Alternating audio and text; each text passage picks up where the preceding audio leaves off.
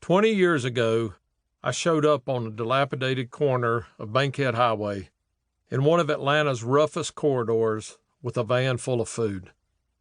I had just formed a nonprofit called City of Refuge, and this was my first attempt to go out into the community and serve people in crisis. People who, for whatever reason, had not found a safe, comfortable path through the wilderness of life.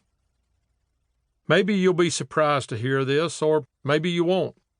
My first meal did not go smoothly.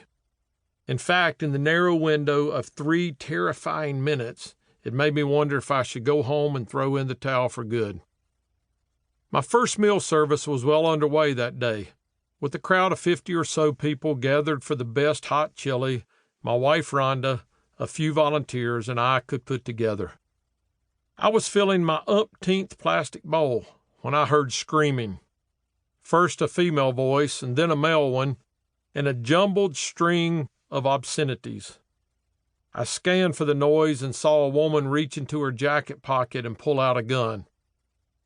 My worries about what might go wrong that evening had been things like, what if we run out of cheese?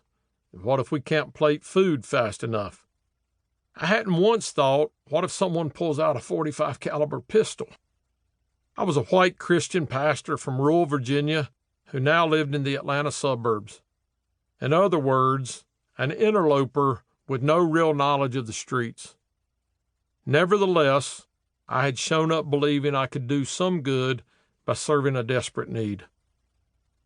People nearby immediately scattered into shadows and around corners. I then had a clear line of sight to the object of this woman's fury, a rail-thin man in baggy, dirty sweatpants. His face showed hints of worn-away rouge and kohl that I wasn't exactly sure what to make of.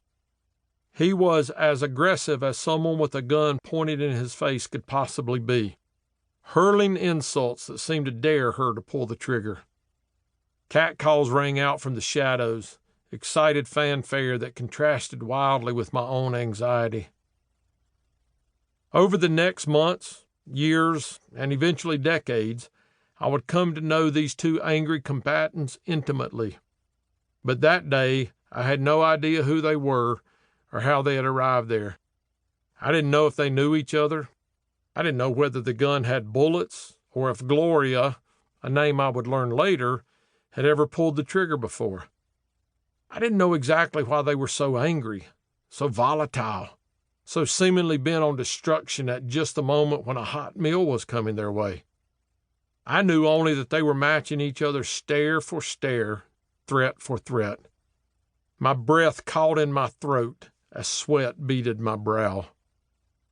I glanced back at the building behind me, an empty warehouse beside a liquor store.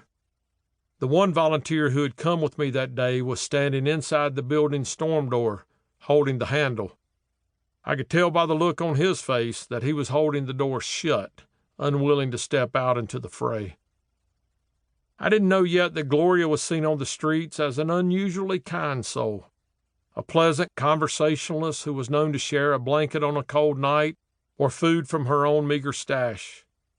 I didn't know that she was alcoholic or how hard it was to combine that illness with being black and poor and come up with anything other than tragedy.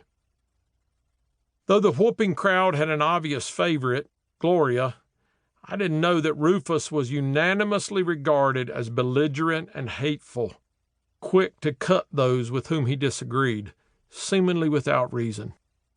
Nor did I know anything about his background, that he had never had a safe place where he was loved unconditionally, and that the closest approximation he had had was a community of needle-sharing prostitutes. I didn't know how many churches, erstwhile sanctuaries for those in need, had turned him away or imposed conditions for participation that Rufus was unwilling to comply with. I also didn't know how poorly I understood poverty and the way it traps and traumatizes those in its grasp. Like so many privileged people, I had considered the problems of the poor only through the filter of my own experience. I've already said I'm a white guy from Virginia. While my family didn't have much money and my childhood was less than conventional, I had the privilege of 2 loving parents with high expectations for my future and a home of security, love, and opportunity. In other words, I was born with momentum.